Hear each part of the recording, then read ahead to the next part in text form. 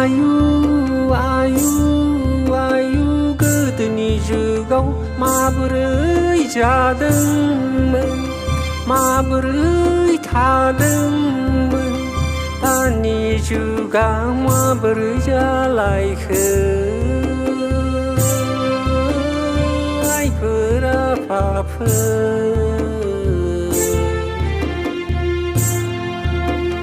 गोदोनि जुगाव बिदा फंबाय बिब' बिनानाव ग्रोम ग्रोम रायजो जाबोदोंमोन गोदोनि दिनाव नखरसेयाव जखायनै जखायथाम फिसा खांना रुजु रुमु रायजो जाबोदोंमोन दानि जुगा माथो जालायखो आइफोर आफाफोर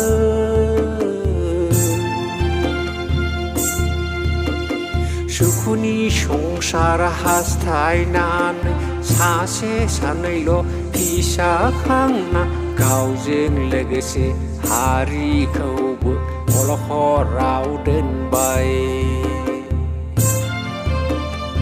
इयुन जोलैनि गोजोन नखर हास्थायनानै हनै जोंनि हारियासो खैफोद जानोसै आयु आयु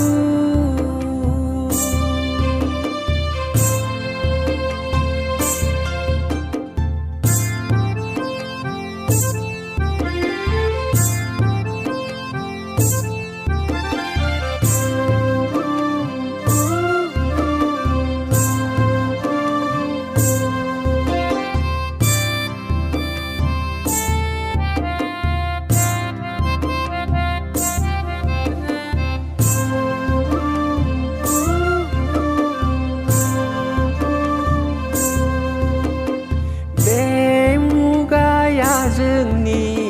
गावबागाव हारिखौ जौगाहोनायनि मुगा जाय हारिनि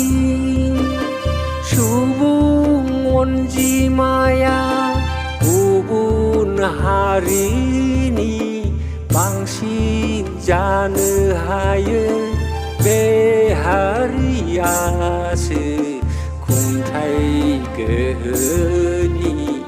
बिगुमा जानो हायो आयु आयु हनै गुबुन हादोरनि गुबुन हारिफोरासो गावसोरनि हारिखौ लोब लोब एरहोनानै जोंनि खुंथाय गोहोखौनो जोंनिफ्राय सेना लांनोसै आयु आयु आयु गोदोनि जुगाव माबोरै जादोंमोन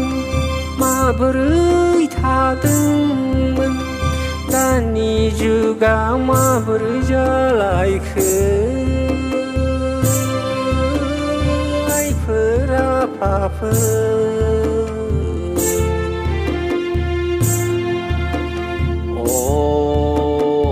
आइफोर आफाफोर